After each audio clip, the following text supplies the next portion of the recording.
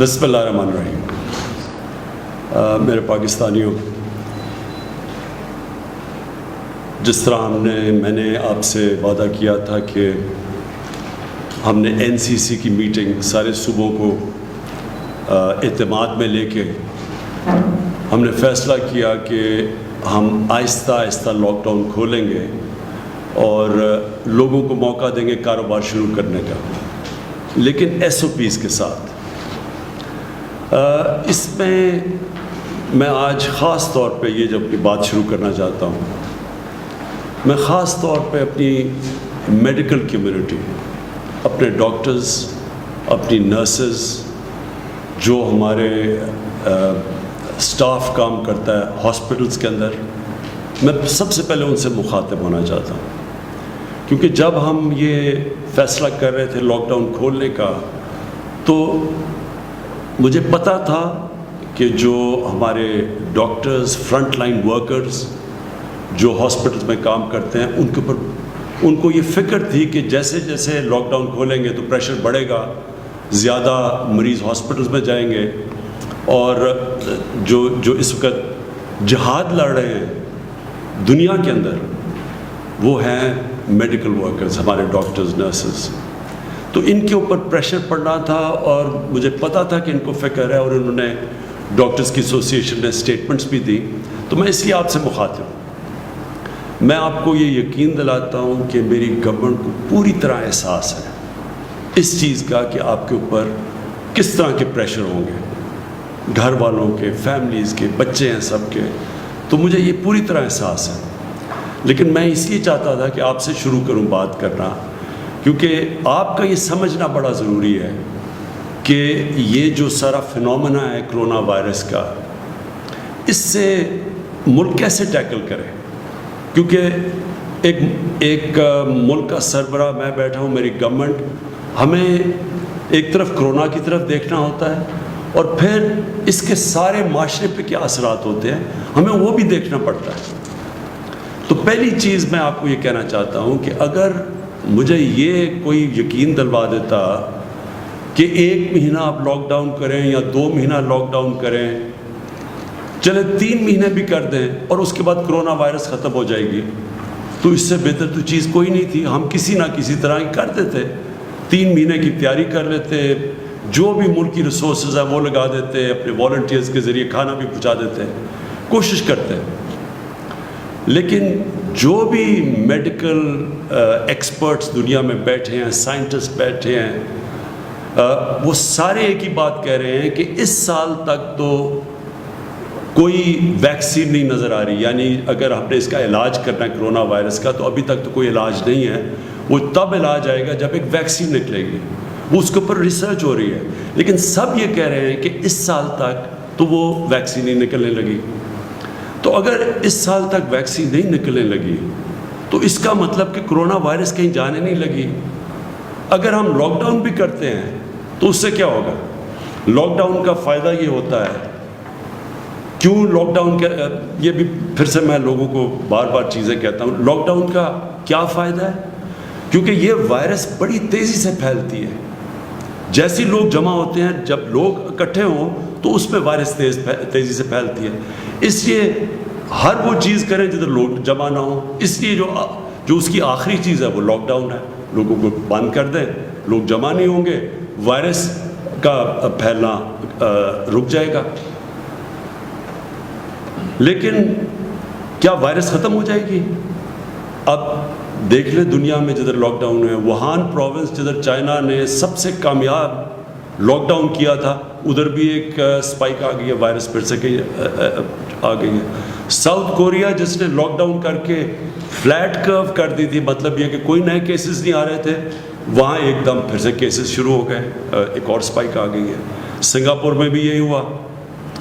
ابھی جرمنی نے تھوڑا سا جب لاک ڈاؤن زیادہ کھولا تو ادھر بھی ایک نظر آ رہا ہے سپائک. تو اس کا مطلب کہ وائرس تو ہے، جب بھی لوگوں کو آپ موقع دیں گے ملنے کا، وہ وائرس پھر سے واپس آ جائے گی. تو ہمیں اس وائرس کے ساتھ رہنا ہے. وہ کہتے ہیں کہ live with the virus. اس سال تو یہ ہم طے کر لیں کہ ہم پاکستانیوں نے باقی دنیا کی طرح بھی اس وائرس کے ساتھ گزارا کرنا ہے. اب دوسری چیز آ جائے وہ کیسے کرنا ہے. کیا میں اب اپنی میڈیکل کمیونٹی سے بات کر رہا ہوں کہ کیا ہم یہ افورڈ کر سکتے ہیں پاکستان کے ہم لوگوں کو مسلسل لاک ڈاؤن رکھیں. آگے 2 مہینے لاک ڈاؤن ہو چکا ہے, تو کیا 1 مہینہ اور رکھتے اور پھر 1 مہینہ اور رکھتے؟ یہ کیوں نہیں ہم کر سکتے؟ یہ تو پاکستان ہے جس کے اوپر ابھی میں آنے لگا ہوں.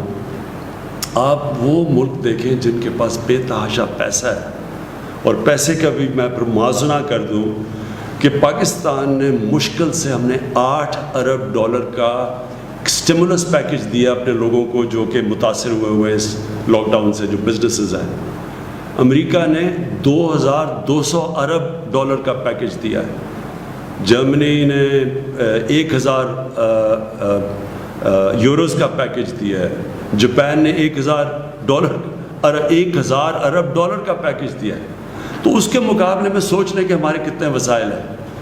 تو ہم کیا لاک ڈاؤن اب بزنس بند کر سکتے ہیں اتنی دیر تک؟ لیکن اس سے بڑا مسئلہ ہے, اور اس سے بڑا مسئلہ یہ ہے, میں یہ ذرا اپنی میڈیکل کمیونٹی کو صرف بتانا چاہتا ہوں کیوں میں پہلے دن, میں یہ آج کہنا چاہتا ہوں کہ میں پہلے دن سے یہ کہہ رہا تھا کہ ہم وہ لاک ڈاؤن نہیں کر سکتے جو یورپ اور امریکہ میں اور یا چائنا نے کیا. ہمارا ایک مسئلہ ہے, وہاں ان ملکوں کے اندر وہ غربت نہیں ہے جو پاکستان میں ہے, اور غربت کے علاوہ جو ہمارے جو مزدور ہیں, جو ورکرز ہیں, جو کام کرنے والے لوگ ہیں, یہ میں آپ کے سامنے اب یہ اسٹیٹسٹکس دینا چاہتا ہوں. ہماری لیبر فورس سروے, یہ پاکستان کی ایک سروے لیبر کی سروے کرتی ہے. 2017 اور 2018 میں ان کی سروے کے مطابق 2.5 کروڑ وہ لوگ ہیں کام کرنے والے, محنت کش لیبرز, جو یا اپنی دن کی یا ہفتے کی تنخواہ کے اوپر ڈپینڈ کرتے ہیں.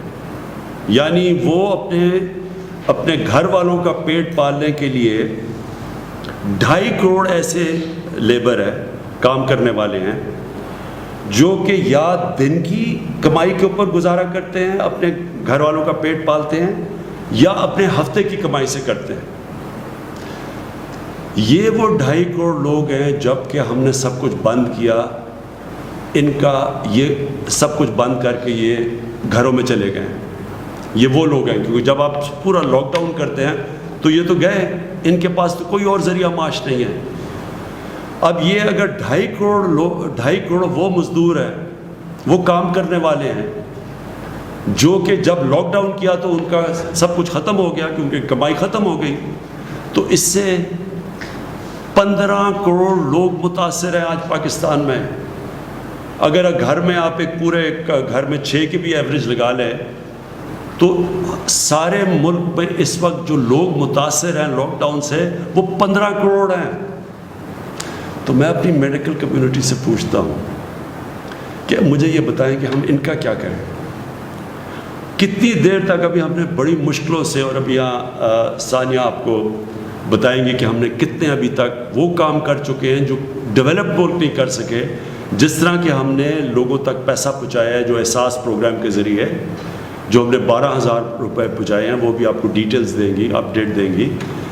تو یہ ہم کتنی دیر کر سکتے ہیں, اور یہ کتنی دیر 12,000 روپیہ ایک خاندان کے لیے کافی رہے گا. تو لہٰذا ہماری یہ مجبوری ہے, یہ احساس ہوتے ہوئے کہ آپ کے اوپر کیا گزر رہی ہے, اور ہمیں ڈاکٹرز کے اوپر پریشر پڑے گا اور کیسز بڑھیں گے. یہ بھی میں آپ کو بھی بتاؤں گا, کیسز بڑھنے ہیں ابھی.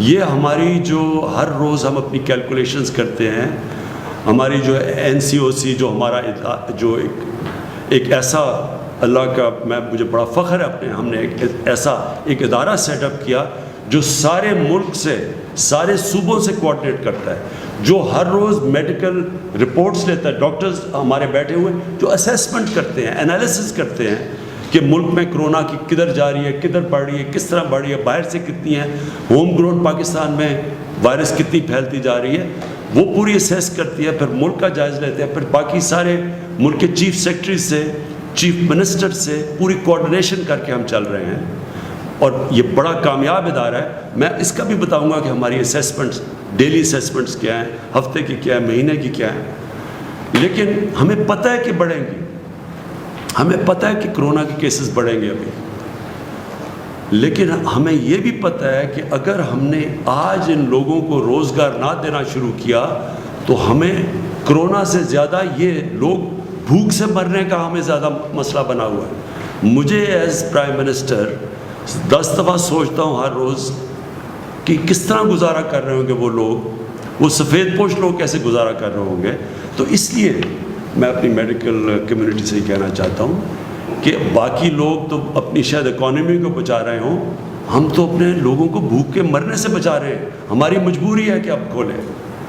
تو میں صرف آپ کو اب یہ اپڈیٹ دے دوں، اور تفصیل ابھی بعد میں آپ کو دیں گے۔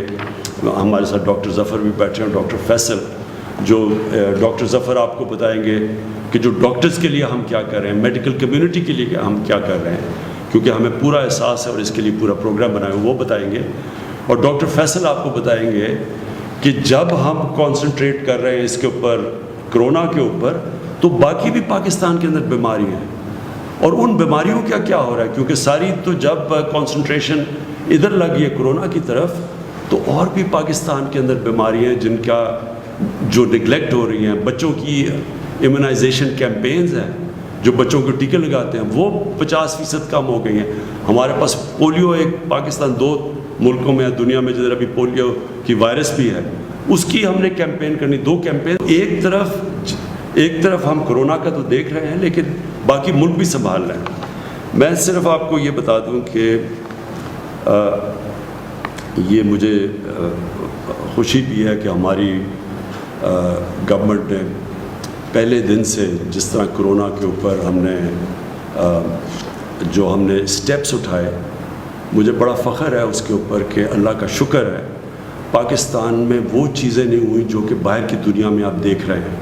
جس طرح کے مسئلے مسائل ڈیولپڈ ملک، امیر ملکوں کے اندر آئے، مجھے اللہ کا بڑا میں شکر ادا کرتا ہوں کہ ہم نے جو بھی سٹیپس اٹھائے اس کی وجہ سے ہمارے ملک میں حالات کنٹرول میں۔ ہماری پروجیکشن کیا تھی، میں نے جب آپ سے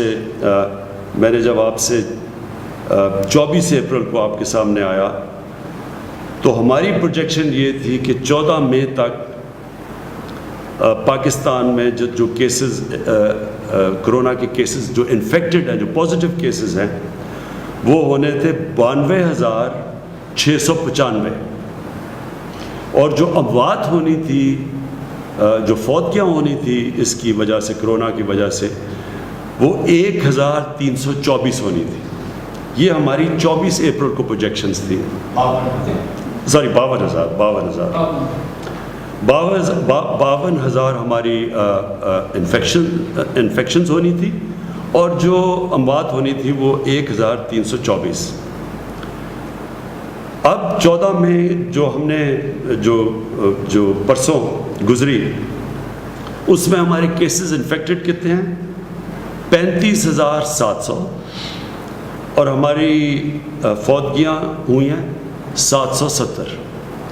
تو اللہ کا شکر ہے کہ ابھی تک جو پروجیکشنز تھیں، اور یہ دنیا کے سے موازنہ کیا جاتا ہے کہ دنیا میں جس طرح کرونا بڑھتی گئی یا جو پیک کرتی گئی اس کے مقابلے میں، تو اللہ کا شکر ہے کہ ابھی تک ہم پروجیکشن سے نیچے جا رہے ہیں، اور ہمارے ابھی بھی جو ہاسپٹلز ہیں ان میں جگہ ہیں، ہمارے پاس وہ پریشر نہیں پڑا جو کہ ہاسپٹلز پہ پڑنا چاہیے۔ لیکن میں یہ آپ کو کہہ دوں کہ یہ بڑھیں گے کیسز، یہ ہم مینٹلی پریپیئر رہیں، لیکن ہم جو ابھی تک ہماری پلاننگ ہے، ہم انشاءاللہ ہماری جون کے اینڈ تک ہماری جو ہاسپٹل فیسلٹیز ہیں، وہ اب تک ہم دیکھ رہے ہیں، وہ انشاءاللہ یہ اس کا یہ جو ہماری انفیکشنز ہوتی رہیں گی، اور اس کے مطابق جتنے لوگ ہاسپٹل میں جائیں گے۔ اور آپ کو پھر سے میں یاد کرا دوں کہ کرونا جو وائرس کی جو ہم ایسٹیمیٹ کرتے ہیں کہ ہر 100 مریض میں سے، ہر 100 وہ لوگوں سے جن کو انفیکشن ہوتی ہے، ان میں سے صرف 4 یا 5 کو ہاسپٹل جانے کی ضرورت پڑتی ہے۔ تو ڈر یہ ہوتا ہے کہ جب اتنی زیادہ، جب 50,000 سے زیادہ جب کیس بڑھتے جائیں گے تو وہ لوگ جنہوں نے ہاسپٹل جانا ان کی بھی تعداد بڑھتی جائے گی، اور وہ پریشر پڑ جائے گا ہمارے ہاسپٹل کے انٹینسو کیئر کے اوپر. ہاسپٹل میں وہ جدھر وینٹیلیٹر کی ضرورت پڑتی ہے اور انٹینسو کیئر کی ضرورت پڑتی ہے. تو وہ بھی بعد میں آپ کو ڈاکٹر ظفر بتائیں گے کہ اس کے لیے ہم کیا کیا تیاریاں کر رہے ہیں، مسلسل اپنی کیپیسٹی بڑھانے کی کیا کیا کوششیں کر رہے ہیں. کیونکہ یہ جو انٹینسو کیئر ہوتا ہے، جس کا ایک بسترا جو انٹینسو کیئر کا ہوتا ہے، اس کے اوپر ایک کافی اسپیشلائز ٹریننگ کی ضرورت ہوتی ہے. ہر کوئی نرس جا کے وہ انٹینسو کیئر میں وہ ٹریٹمنٹ نہیں دے سکتا جو کہ صرف اسپیشلسٹ دینے ہوتے ہیں. تو اس کے لیے وہ آپ کو بتائیں گے وہ کیا کیا قدم اٹھا رہے ہیں.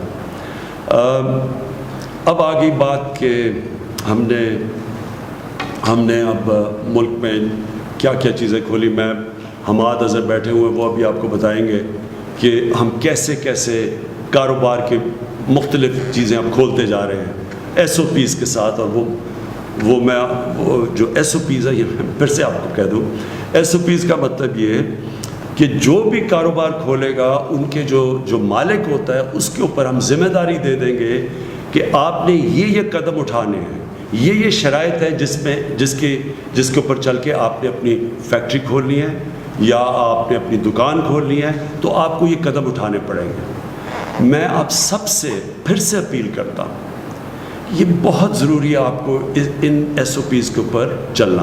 ساری قوم کو میں کہتا ہوں، وہ اس لیے کہ دیکھیں، اگر اب یہ جو ہم آہستہ آہستہ یہ جو لاک ڈاؤن اٹھا رہے ہیں، اگر ایک دم اس سے زیادہ بڑھتے ہیں کیسز، تو ہو سکتا ہے جن ایریاز میں کیسز بڑھتے ہیں ہمیں پھر سے ان کو لاک ڈاؤن کرنا پڑے. اگر ہم نے مثلاً دیکھا کہ کہیں فیکٹری کے اندر کیسز بڑھ گئے ایک دم، تو فیکٹری کو بند کرنا پڑے گا. تو آپ سب کو، جو مالک ہیں فیکٹری کے، آپ کو نقصان ہوگا، آپ کے لیبر کو نقصان ہوگا. اسی طرح اگر ہم اب دکانیں کھول رہے ہیں تو میں سارے دکانداروں کو کہوں گا کہ اس کے اوپر جو ایس او پیز ہیں ان کے اوپر پلیز عمل کریں. آپ اپنے اوپر ڈسپلن کریں، ذمہ داری لیں، کیونکہ آپ جو ذمہ داری لیں گے وہ موقع دیں گے ہم سب کو کہ اس ملک کو آہستہ آہستہ کھولنے کا، تاکہ کاروبار شروع ہو، تاکہ لوگوں کو روزگار ملے. تو یہ جو آپ آگے ادھر سے ہم جب 2 ہفتے اور 1 مہینہ اور یہ جو بھی 1 سال ہمیں گزارنا پڑے گا کرونا وائرس کے ساتھ، تو اس میں بہت بڑا ذمہ داری ہوگی ہمارے اس قوم کے اوپر، شہریوں کے اوپر، کہ ہم کیسے اپنے اوپر ڈسپلن کرتے ہیں، ہم کیسے یہ ایس او پیز کے اوپر چلتے ہیں کہ ہم کرونا کا بھی بندوبست کرتے رہیں اور کرونا کو بھی تیزی سے پھیلنے سے روکتے رہیں، اور ساتھ ساتھ ہم جو اتنی بڑی، میں نے آپ کو بتایا ہے، جو لوگ متاثر ہیں اس سے، وہ تقریباً 15 کروڑ لوگ متاثر ہیں لاک ڈاؤن سے. تو وہ بھی ان کو بھی ہم نوکریاں ملتے رہیں، وہ بھی کام کرتے رہیں، کیونکہ کوئی بھی ہم 15 کروڑ لوگوں کا دھیان نہیں رکھ سکتے، ہمارے پاس وسائل ہی نہیں ہیں. وہ صرف تب ہوگا جب ان کو نوکریاں ملیں گی، اور وہ نوکریاں ملیں گی، کاروبار چلے گا. تو کاروبار جب ہم کھول رہے ہیں تو میں پھر سے بار بار آپ سے اپیل کرتا رہوں گا کہ آپ نے بڑی احتیاط کرنی ہے. ادھر میں جو ہمارے جو 10 لاکھ سے زیادہ ٹائیگر فورس بنی ہے، میں آپ سب ٹائیگر فورس کو، آپ کی سب سے بڑی ذمہ داری ہے، آپ کی اور بھی ذمہ داریاں ہیں، لیکن ایک سب بڑی ذمہ داری یہ ہے کہ پبلک کے اندر یہ ایک پوری کیمپین کریں، آگاہ کریں پبلک کو. آپ جا کے لوگوں کو ذمہ داری کا احساس دلوائیں کہ جب تک پبلک خود احتیاط نہیں کرے گی، کوئی گورنمنٹ کچھ نہیں کر سکتی. ہمارے پاس اتنی نہ پولیس ہے، نہ اتنے جیل ہیں، ہم زبردستی نہیں کر سکتے. یہ آپ کو پوری طرح اس کے اوپر عمل کرنا پڑے گا. جو میں 2 اور چیزیں کہنا چاہتا ہوں. ٹرانسپورٹ، ابھی تک ہمارے کئی صوبوں کے اندر یہ خدشہ ہے کہ اگر ٹرانسپورٹ کھولیں گے، ڈسٹرکٹ میں انٹر ڈسٹرکٹ کی ٹرانسپورٹ کھولیں گے تو وائرس زیادہ تیزی سے پھیل جائے گی. میں پھر سے، کیونکہ ہم سارا کنسنسس سے فیصلے کرتے ہیں، ہماری NCOC ہر روز ملتی ہے، اور پھر NCCs میں جدھر سارے وزیر اعلیٰ اور چیف سیکرٹریز ہوتے ہیں، ہم سب بیٹھ کے سارے فیصلے کنسنسس سے ہوتے ہیں. وہ جماعتیں ہیں جو اپوزیشن میں بھی ہیں, جو ہمارے ساتھ نہیں ہیں, ہم سب کو اپنے یعنی کوئی فیصلہ یہ نہیں کرتے کہ جدھر ہم یہ سمجھیں کہ کوئی ایک صوبہ نہیں مان رہا, تو کنسنسس سے فیصلے ہوتے ہیں. اس لیے ابھی تک پوری طرح ٹرانسپورٹ کے اوپر فیصلہ نہیں ہو سکا, کیونکہ ایک دو صوبوں کے یہ خدشات ہیں کہ اگر آپ کھولیں گے ٹرانسپورٹ تو یہ وائرس پھیل جائے گی. میرا اس کے اوپر یہ ہے کہ دیکھیں, ہم جو بھی قدم اٹھائیں پہلے یہ سوچیں کہ ہمارا جو سب سے غریب طبقہ ہے اس کی ہم مدد کیسے کر سکتے ہیں, کیونکہ اس کرونا وائرس میں جو آج سب سے مشکل میں ہے وہ ہمارا غریب طبقہ ہے. تو جو ٹرانسپورٹ ہے, جو پبلک ٹرانسپورٹ ہے, وہ تو غریب آدمی کی ٹرانسپورٹ ہے. ہم تو ہماری طرح کے لوگ تو گاڑیوں میں پھر رہے ہیں ابھی بھی, ہم تو کہیں بھی جا سکتے ہیں اپنی گاڑیوں میں, لیکن ایک غریب آدمی, ایک مزدور, وہ تو جس کے پاس گاڑی نہیں ہے اس کے لیے تو پبلک ٹرانسپورٹ چاہیے.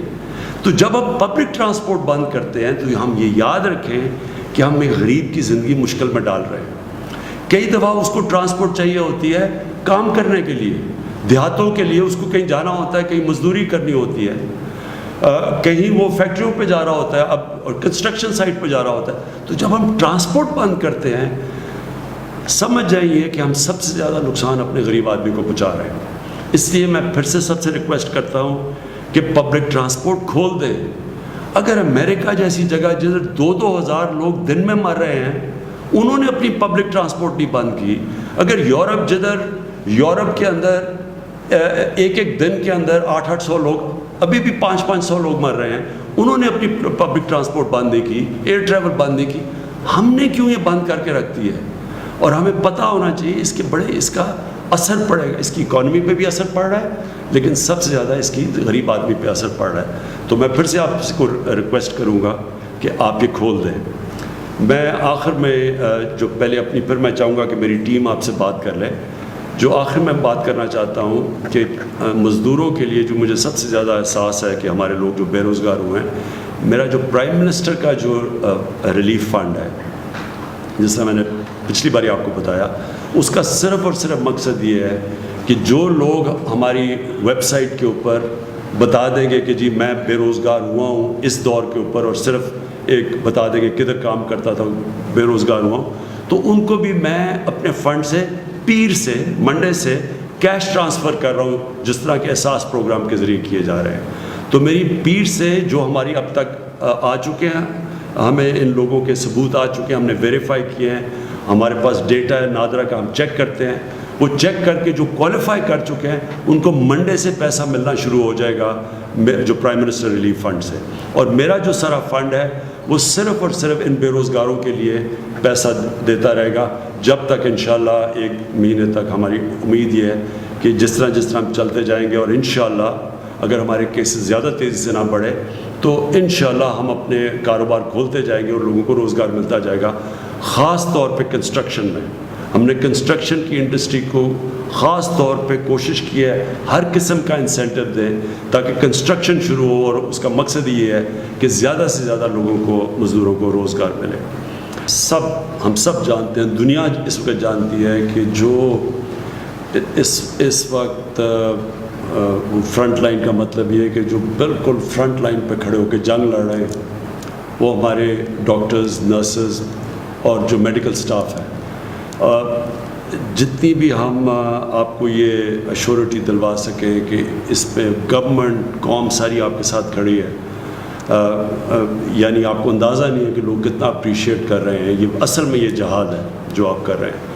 تو میں صرف جو ہماری تیاریاں ہم یعنی جب سے یہ کرونا شروع ہوئی, پاکستان کا جو ہیلتھ سسٹم تھا ہم سب جانتے ہیں بدقسمتی سے کہ وہ کافی پیچھے رہ گیا, کہ جس ملک کے حکمران اپنا چیک اپ بھی باہر دنیا میں کروانے جاتے ہیں اس ملک کا ہیلتھ سسٹم ڈیولپ نہیں ہو سکتا. اس لیے جو ہم نے تب سے کام کیا اپنے ہیلتھ سسٹم کے اوپر, جو کیپیسٹی بڑھائی, جو ہم نے ٹیسٹنگ کیپیسٹی یہ پہلے تھی نہیں, پھر جو ICU اس کی کیپیسٹی بڑھائی, اور اب جو ہم کرنے جا رہے ہیں اپنے ڈاکٹرز کے لیے, یہ میری گورنمنٹ کے اوپر سب سے بڑا بوجھ پڑا ہوا ہے. ایک تو کہ اس ملک کا جو غریب لیبر طبقہ, دہاڑی دار, جو ان کے اوپر گزر رہی ہے, اور ابھی جو ڈاکٹر ظفر نے بات کی کہ یہ جتنی بیماریاں اس وقت پاکستان میں جو جانیں لیتی ہیں، مثلاً یہ گندے پانی پینے کی بیماری سے بچوں کو، یا بیچاری جو خواتین جو پریگننسی پہ مرتی ہیں، اور یا یہ جو ٹی بی کی بات کی، اور یہ پولیو، یہ سارا غریب طبقے کے اوپر بوجھ پڑتا ہے. اور جتنی ہم غربت بڑھتی جائے گی، اور یہ لاک ڈاؤن کا مسئلہ یہ ہے کہ اس سے پاکستان میں غربت بڑھتی جا رہی ہے، اور ساری دنیا میں جن غریب ملکوں کے اندر اس سے غربت بڑھتی جا رہی ہے. تو جب غربت بڑھے گی تو ان بیماریوں سے اور زیادہ ہمیں فکر ہے کہ ہمارے غریب طبقے میں اموات ہوں گی. لیکن اس کا جو دوسری چیز ہمیں مشکل میں پڑے ہوئے ہیں وہ ہے ایجوکیشن. ہمارے بچے اسکولوں میں نہیں جا رہے، یونیورسٹی اسٹوڈنٹس ان کا ٹائم ضائع ہو رہا ہے، اور جو ایک ملک تو بڑھتا ہی تعلیم کی وجہ سے آگے. تو اس میں صرف آپ کو بتانا چاہتا ہوں کہ مسلسل اس کے اوپر بھی بات چیت ہو رہی ہے باقی صوبوں سے کہ ہم نے اب یہ کیا کرنا ہے، کیسے کھولنا ہے. امپورٹنٹ ہے کہ ہم، جس طرح میں نے کہا کہ یہ سال تک تو اب کرونا کے ساتھ ہم نے رہنا ہے، یہ کرونا کہیں جانے نہیں لگی ایک سال تک. تو اس میں ہم نے اب سوچنا ہے، طریقے اختیار کرنے ہیں کہ ہم نے اب اس کے ساتھ کیسے رہنا ہے. اپنے بچوں کو تعلیم بھی دینی ہے تو وہ پھر اور طریقے سوچنے پڑیں گے.